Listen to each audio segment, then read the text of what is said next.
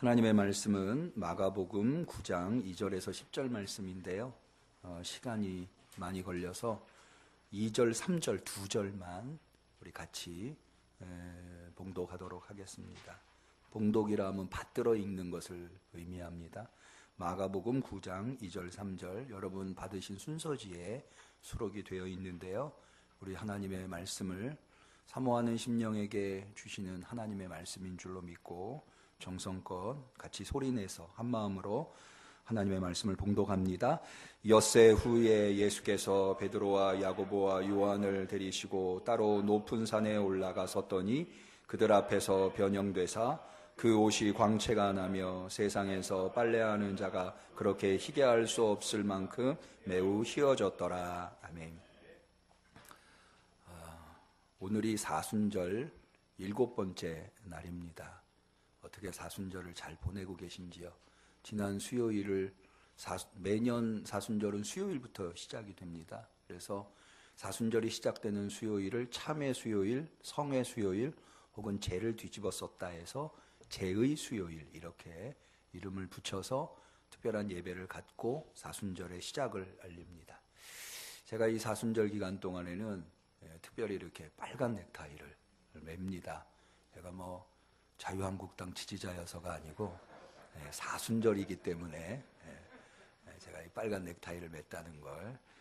그래서 이런 작은 어떤 태도 이런 것들이 저로 하여금 사순절을 잊지 않게 하는. 그래서 저는 이 사순절 기간에 한 끼를 금식합니다. 이번 사순절 기간에는 저녁 금식을 하고 있습니다.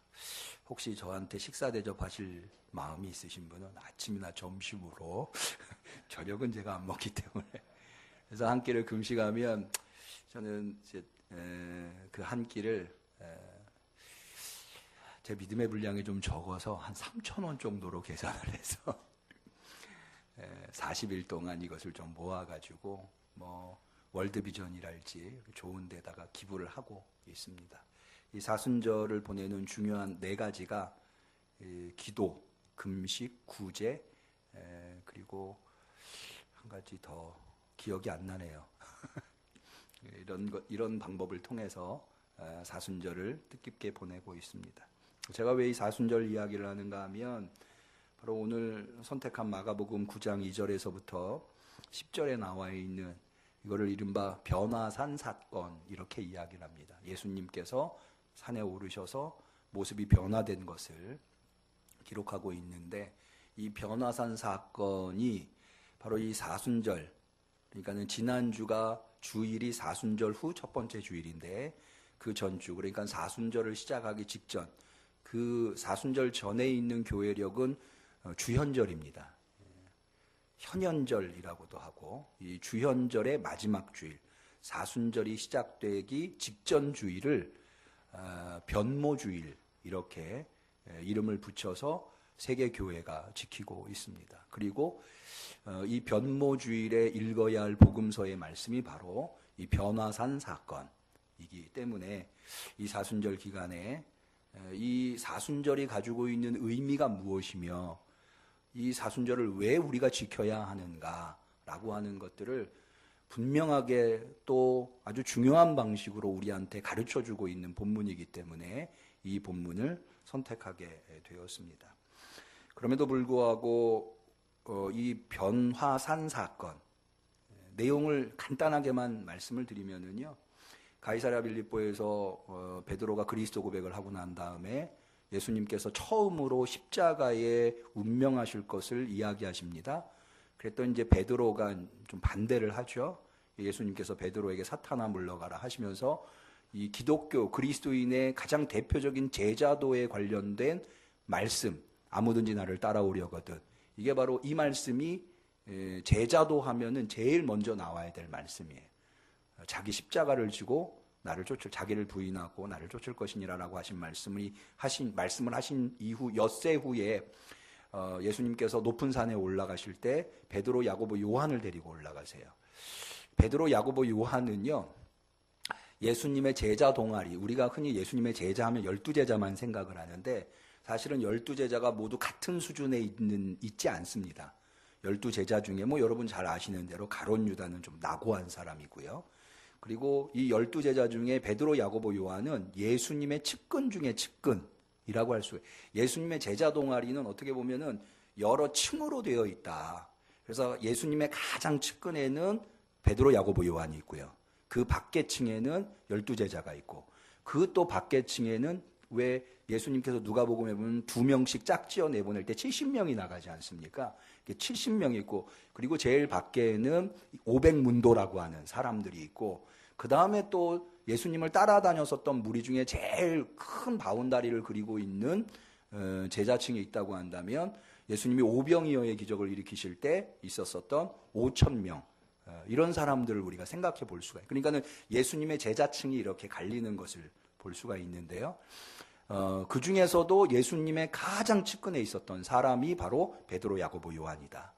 실제로 그러니까는 이 베드로, 야고보, 요한은 우리나라에 어떻게 볼까요? 왕이 있으면 이 비유가 좀 적절한지 모르겠습니다만은 베드로가 영의정이라면 야고보, 요한은 좌의정, 우의정 이 정도 생각할 수. 실제로 예수님께서 예루살렘에 입성하실 때 야고보하고 요한은 예수님한테 와서 하나님의 나라가 임할 때 하나는 좌편에 하나는 우편에 앉혀달라고 요청을 할 정도로 측근이었던 것을. 그래서 예수님이 아주 특별한 상황에서는 이 베드로, 야고보, 요한을 따로 데리시고 다니시는 경우가 있었습니다. 어쨌든 이 변화산 사건에서도 예수님께서 높은 산에 올라가실 때 베드로, 야고보, 요한을 데리고 올라가세요.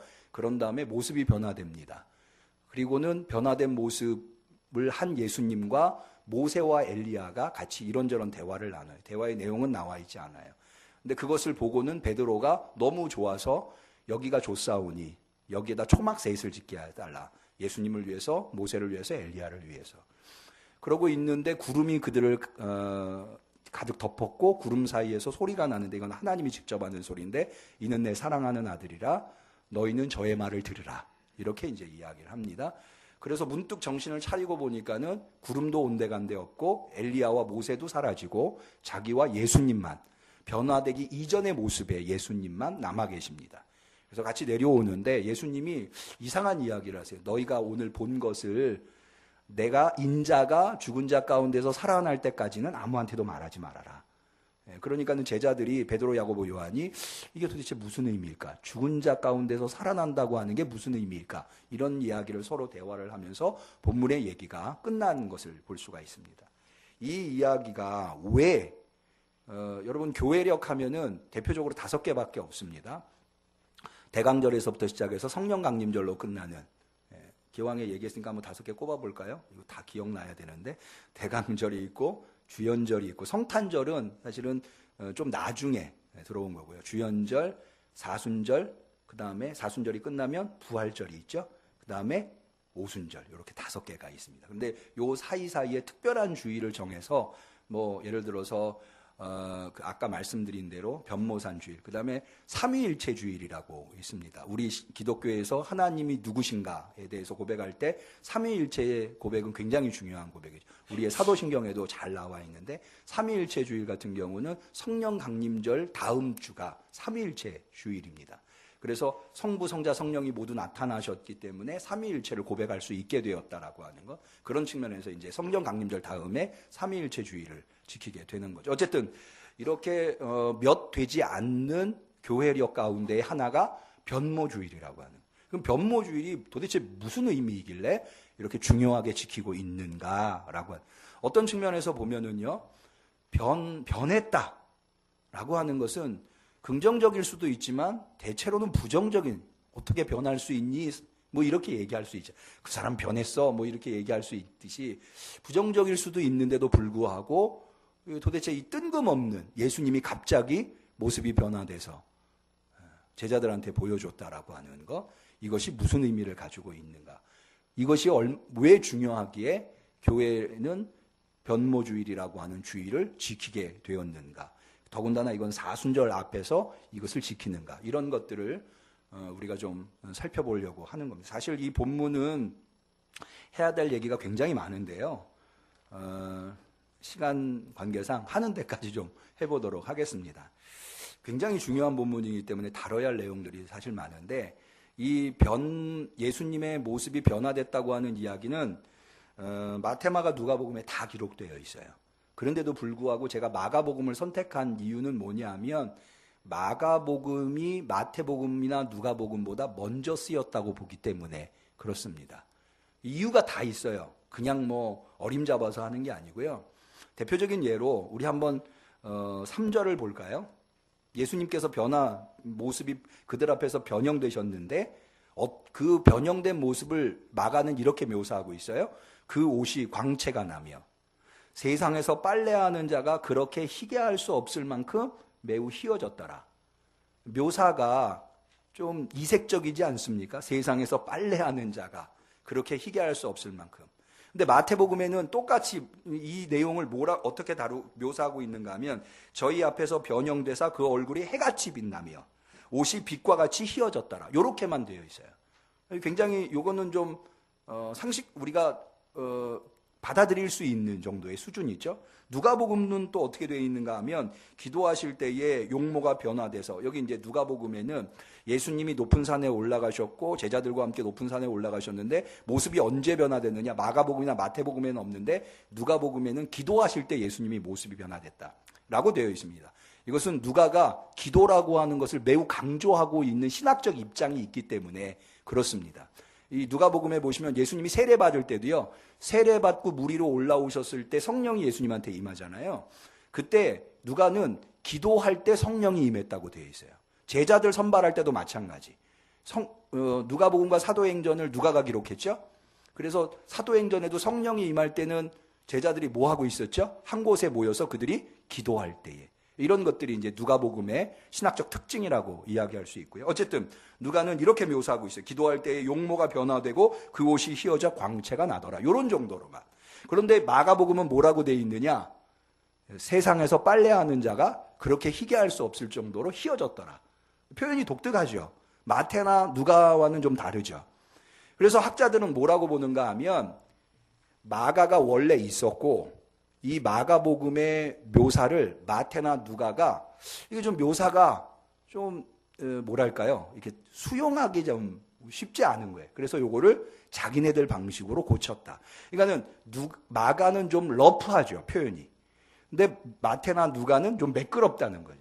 그러니까는 마가가 마태나 누가보다 먼저 쓰였다고 보는 이유가 여러분 우리가 글을 수정할 때 러프한 글을 스무스하게 수정을 해도 스무스한 글을 러프하게 수정하지는 않죠. 그런 의미에서 마가복음이 마태나 누가보다 먼저 쓰였다고 봅니다. 학자들은. 이거 다 이유가 있어요. 그래서 그렇다고 해서 마가복음이 그러면은 원형에 더 가깝냐? 먼저 쓰였다고 해서 원형에 그건 아니에요. 제가 왜 이런 조금은 어려울 수 있는 설명을 여러분들한테 드리는가 하면 저는 이제 신약학을 전공한 사람으로서 우리 성도님들이 성경의 내용이 어떤 의미인지만은 알 것이 아니라 그것을 어떻게 해석할 것인가도 좀 여러분들이 그러니까는 우리가 그런 말 하잖아요. 고기를 잡아서 주는 것도 중요하지만 고기 잡는 법을 알려준다라고 하는데 이런 것들을 좀 여러분들이 알고 계시면 좀 더 성경을 깊이 있게 이해하실 수 있기 때문에 기회가 되는 대로 제가 이런 말씀들을 드리는 겁니다. 그래서 마가복음이 좀 오래된 마태나 누가는 이 마가복음을 놓고 자기의 복음서를 기록했다고 보기 때문에 마가복음을 선택하게 된 겁니다.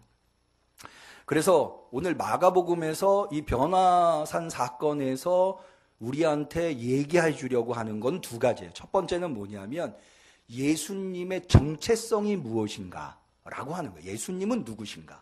사실은 제가 이제 이 변화산 사건에서 예수님의 정체성을 알려주려고 했다고 하지만 복음서는 모든 내용들이 다 예수님이 누구신가에 맞춰져 있어요.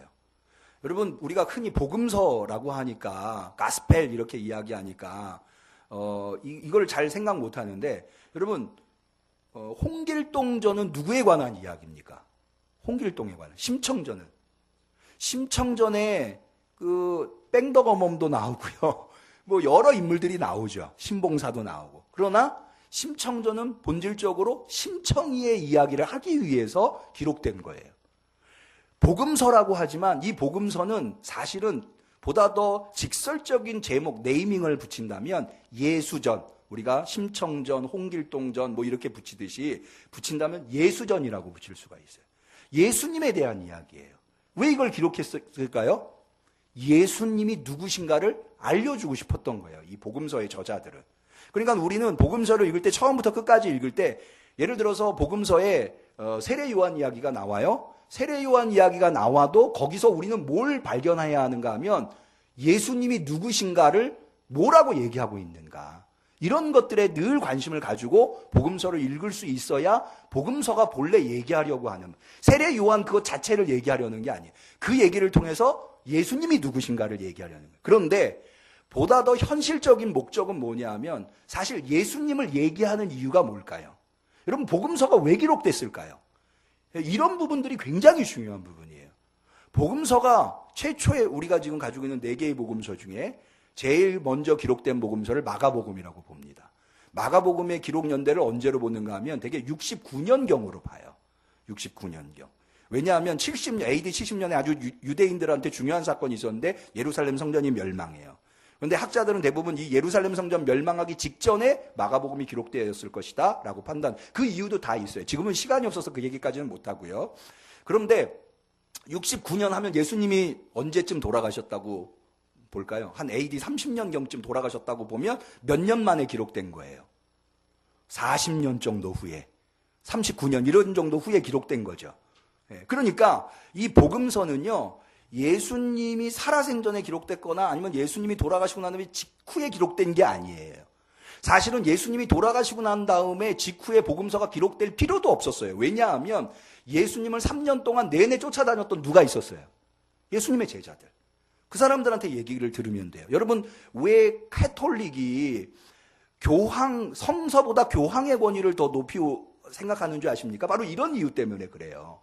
여러분, 당시에 성경이라고 하는 것하고 베드로의 증언하고 어느 게 더 권위 있었겠습니까? 베드로가 예수님을 직접 모셨잖아요. 그러니까 베드로가 한 말이 더 권위 있었겠죠. 성경은 나중에 나왔으니까. 그러니까는 일대 교황을 베드로로 보고 있거든요.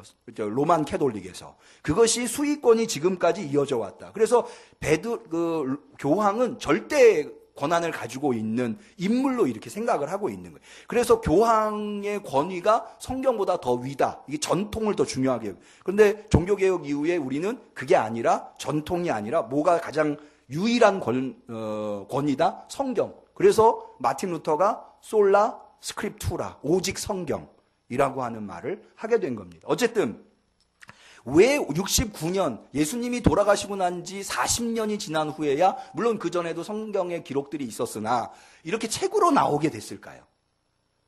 이유는 많은 학자들이 공감하는 바가 뭐냐면 예수님의 재림의 지연 때문에 그래요. 예수님이 곧 오실 줄 알았거든요. 초대교회 성도들은 대부분. 바울조차도 마라나타, 무슨 뜻이죠? 주여 어서 오소서.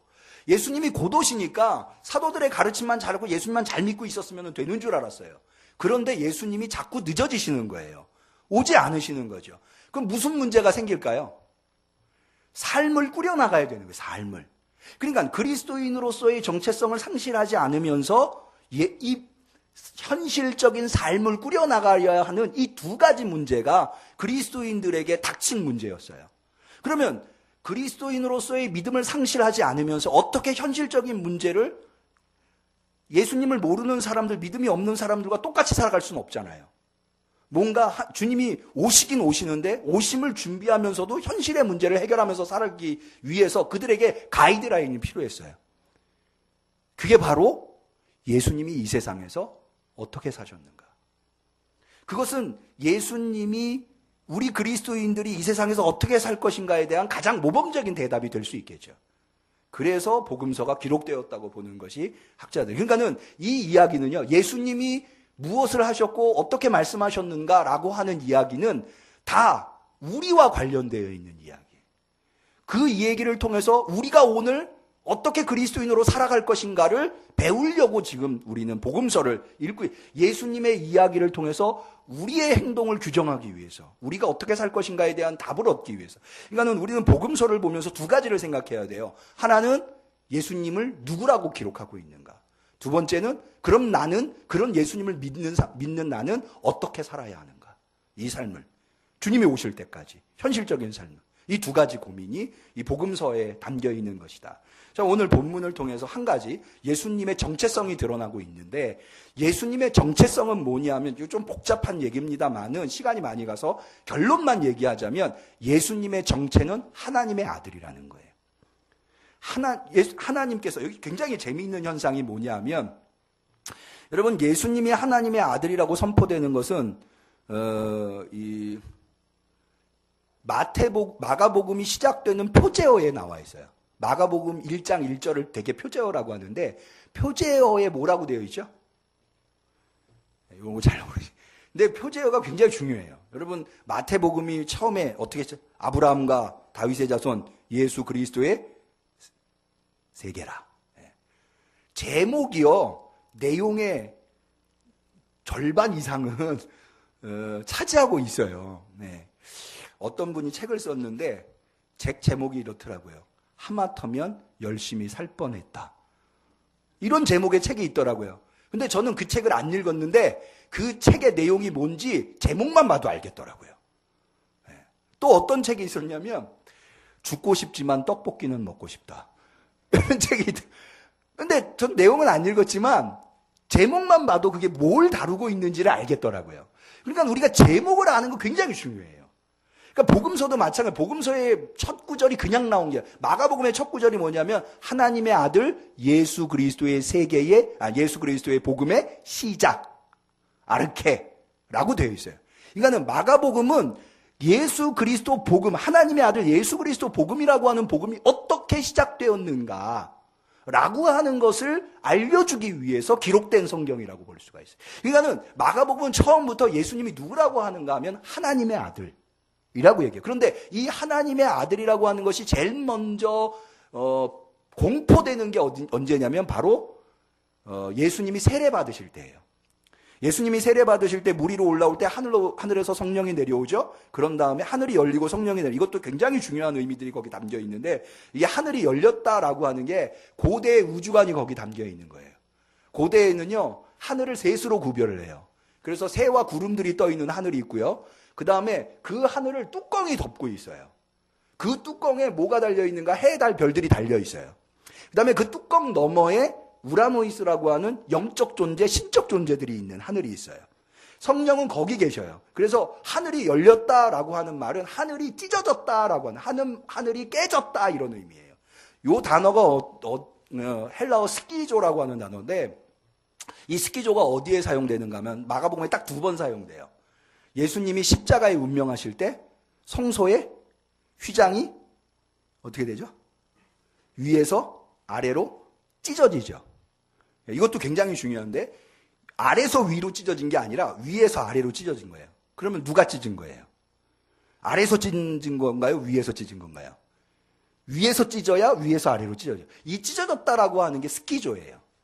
그래서 예수 그리스도의 십자가를 통해서 그 이전까지는 대제사장이 1년에 한 번 대속죄일에 여러 가지 정결 예식을 거쳐서 그냥 들어가면 안 돼요. 그럼 즉사예요. 한 번 들어가서 이스라엘의 죄를 가지고 들어가는 거예요. 그게 지성소예요. 여기 성소의 휘장이라고 하는 게 지성소와 성소를 나누고 있는, 구별하고 있는 휘장을 얘기해요. 근데 이게 예수님의 십자가의 운명하심으로 찢어졌다는 거예요.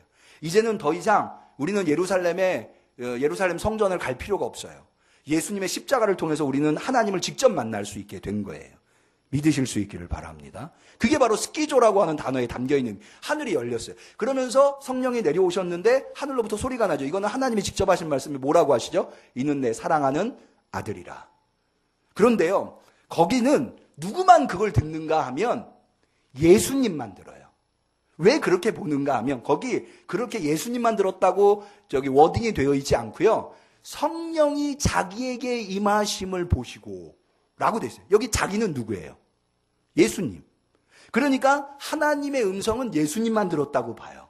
근데 여기 그 변화산 사건에서는 하나님이 구름 사이에서 소리가 나요. 이 구름 사이에서 소리 났다고 하는 것도 역시 마찬가지.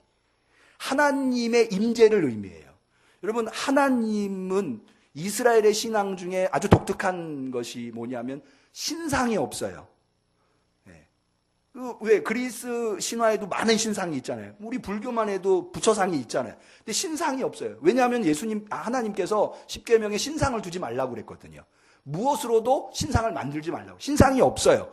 그러니까 하나님이 지금 여기 계시다고 하는 걸 모르잖아요. 그래서 나타난 독특한 표현이 뭐냐면 테오판이라고 하는 신현현이에요. 하나님이 여기 지금 계시는 것이 눈에는 보이지 않지만 하나님이 초월적이고 권능이 있으신 분이기 때문에 그분이 나타나면 초월적인 현상이 나타나는 거예요. 그 대표적인 것이 구름이고 그 대표적인 것이 불이에요. 그래서 모세가 불 가운데에서 하나님을 만나지 않습니까? 그러니까 구름이라고 하는 것이 바로 그런 의미를 갖고 있어요. 그래서 구름 속에서 소리가 났다는 건 하나님이. 그런데 뭐라고요? 이는 내 사랑하는 아들이라. 너희는, 여기 너희는 누구예요? 베드로, 야고보, 요한. 너희는 저의 말을 들으라. 그러니까는 예수님이 하나님의 아들이라고 하는 것이 어떻게 드러나요? 하나님을 통해서 직접 제자들한테 드러나. 예수님의 정체성이 드러나고 있는.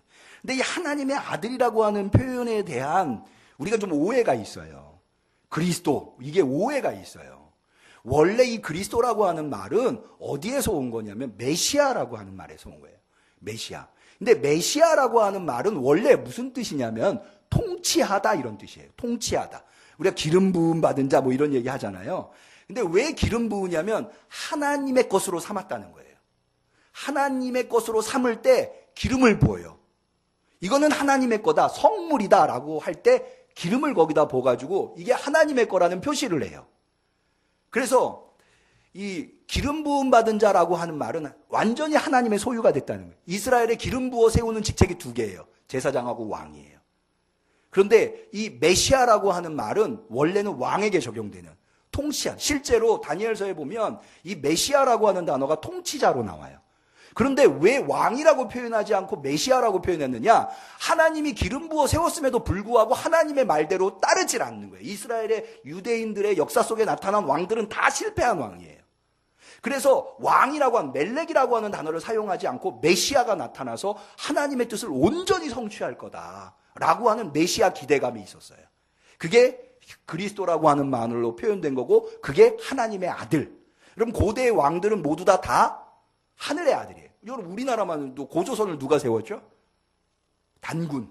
단군의 아버지가 환웅. 이 사람이 어디서 왔죠? 여러분, 중국의 황제를 우리가 뭐라고 그러죠? 천자. 하늘의 아들. 그러니까는 하늘 아들이라고 하는 의미가 왕이라고 하는 의미예요. 그러니까는 우리가 예수님을 그리스도로 고백하고 예수님을 메시아, 하나님의 아들이라고 고백하는 것은 그분이 나의 통치자라는 말이에요. 나에게 하나님의 뜻을 나를 통해서 완성해 주실 분이라는 거예요. 그게 바로 여기 지금 변화산상에서. 그래서 이 예수님이 하나님의 아들로서 나타내는 이 영광은 어마어마한 영광이에요. 그래서 지금 여기 마가복음이 뭐라고 표현했죠? 세상에서 빨래하는 자가 그렇게 희게 할 수 없을 정도로 희어졌다. 이건 무슨 얘기냐면 종말론적인 영광이라는 뜻이에요. 이 세상에서는 경험할 수 없는 영광. 이것이 바로 이 세상에서 빨래하는 자가 그렇게 희게 할 수 없을 정도로 희어졌다라고 하는 표현에 담겨있는 의미예요. 그러니까는 이 세상에도 영광이 있어요. 여러분, 대통령이 다들 되고 싶어 하시잖아요. 네, 그리고 좋은 직장을 갖고 싶어 하시고, 1등하고 싶어 하시고, 여기에 다 영광이 있어요. 그런데 그런 영광과는 비교할 수 없는 하나님이 부여하시는 영광. 이걸 종말론적인 영광이라고 해요. 이 영광을 예수님이 가지고 계시다는 거예요. 그걸 지금 묘사하고 있는 거예요. 그런데 이 영광, 이 종말론적인 영광이라고 하는 걸 또 한 가지 표현이, 여러분, 베드로가 지금 예수님이 모세와 엘리야랑 대화하는 걸 보면서 여기가 좋습니다. 여기다 초막셋을 짓게 해주십시오. 이 초막이라고 하는 단어도 역시 마찬가지 종말론적인 언어예요. 요한복음에 보면 예수님께서 고별 설교하실 때 이런 얘기, 제자들한테 이런 얘기, 내가 떠나가는 것을 너희들 염려하지 말아라. 내가 너희를 위하여 뭘 예비하러 간다고요? 처소를 예비하러 가노라.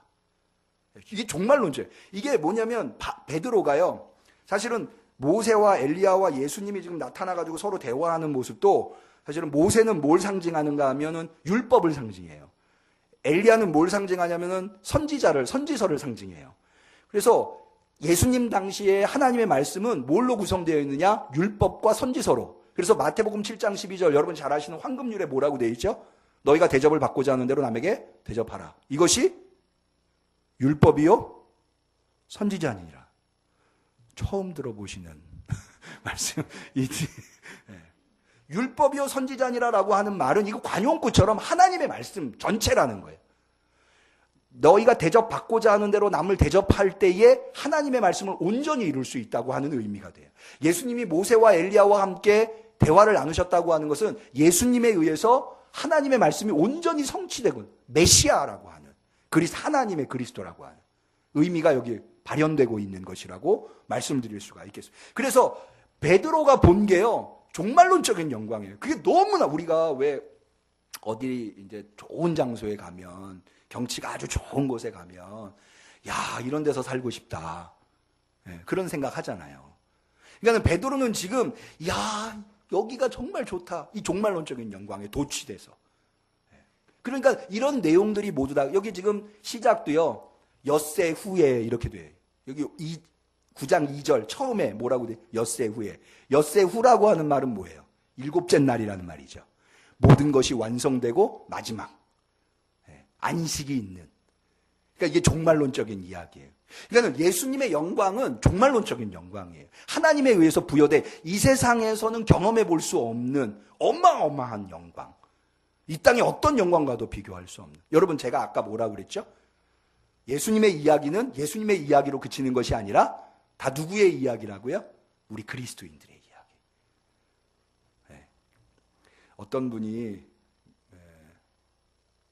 미팅에 나갔는데 아가씨를 만났나 봐요. 그 왜 친구들이 야, 너 그 아가씨 이쁘더냐? 그랬더니 이분이 이렇게 얘기를 했어요. 아, 이분은 두개골이 이쁘더라고. 그러니까 제가 뭘 말씀드리려고 하는 거 아니? 여러분 우리가 사진을 찍어도요. 사람의 모습을 찍을 때 사진으로 보는 모습하고 엑스레이로 보는 모습하고 MRI로 보는 모습이 다 다르죠. 네. 여러분 우리한테요. 우리 그리스도인들한테요. 여러분 지금은 육안으로는 그게 안 보이실 거예요. 여러분 이 자리에 지금 어마어마한 영광이 지금 있는 거예요. 믿으실 수 있기를 바랍니다. 여러분 우리가 다 그런 존재예요. 주님을 통해서 우리는 종말론적인 어마어마한 영광을 소유하고 있는 지금 이게 이 껍데기에 가려가지고 이게 잘 안 보이는데요. 예. 좀 못 배웠다고 가진 거 없다고 좀 나이 들었다고 건강이 약하다고 해서 내가 무시당할 존재가 아니라는 거예요. 이거 어떤 존재인데 예수님 뭐라고 말씀하신지 아세요? 이 세상에 여인이 낳은 자 중에 최고가 누구냐? 세례 요한이라고 그랬어요. 네. 이 세상에서 예수님이 인정하는 인물, 그게 세례 요한이에요. 그런데 거기서 끝나지 않아요. 예수님이 이어서 뭐라고 말씀하셨느냐? 천국에 들어간 자 중, 천국에서는 세례 요한보다 작은 자가 없다고 그랬어요. 여러분, 우린 누구예요? 여러분, 우리는 다 하나님의 나라에 들어갈 사람들이잖아요. 여러분, 그렇게 믿으십니까? 우린 다 세례 요한보다. 여러분, 이 세상의 영광이요. 그거, 제가 엊그저께 뉴스 봤는데 전두환 전 대통령이 광주로 가는 장면이 나오더라고요. 아무리 막강한 권력을 가지고 있고, 아무리 많은 돈을 가지고 있고, 그거 100년 갑니까? 못 가요. 하나님의 영광이 있어야 돼요.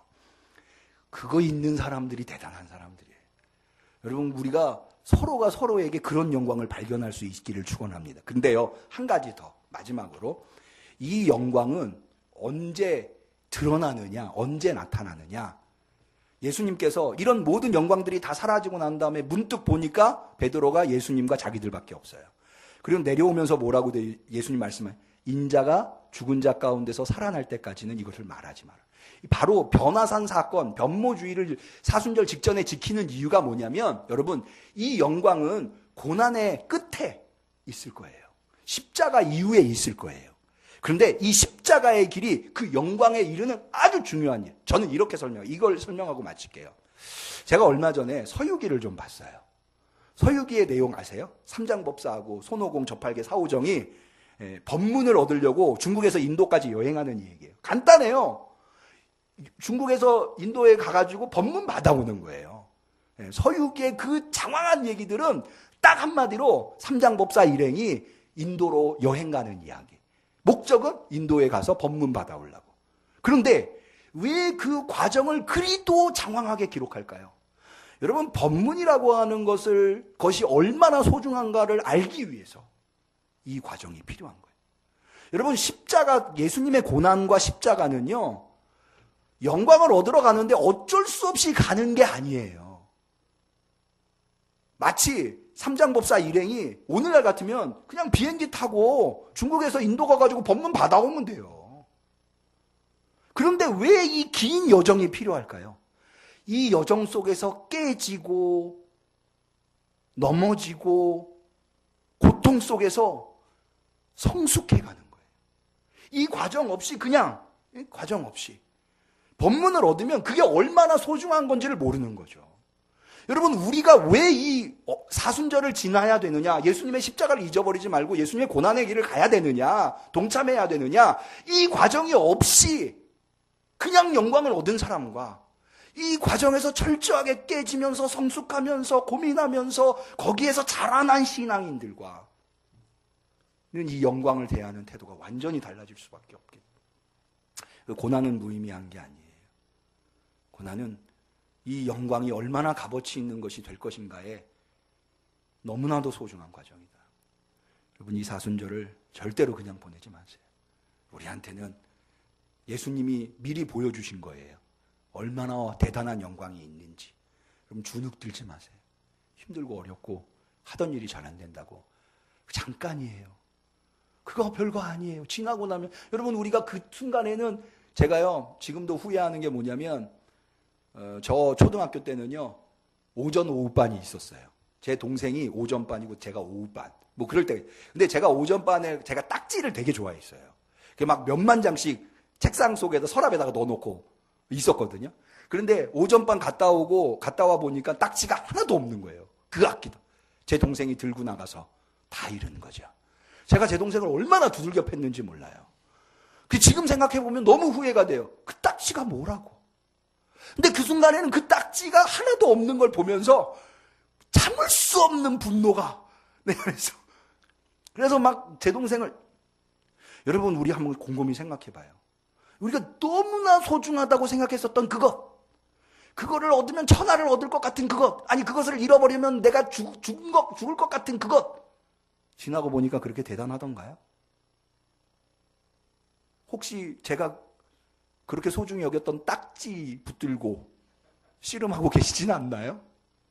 제가 아직도 그 딱지를 가지고 씨름하고 있다면 여러분 비웃으실 거예요. 여러분, 이 세상의 것은 다 지나가요. 그것이 뭐가 됐든 우리는 하나님의 영광이 있는 사람들이에요. 그리고 그 하나님의 영광이 정말로 의미 있기 위해서 우리는 이 고난의 길을 가고 있는 거예요. 이 고난의 길에 승리하실 수 있는 우리 성도님들 되시기를 축원합니다. 기도하겠습니다. 하나님 아버지,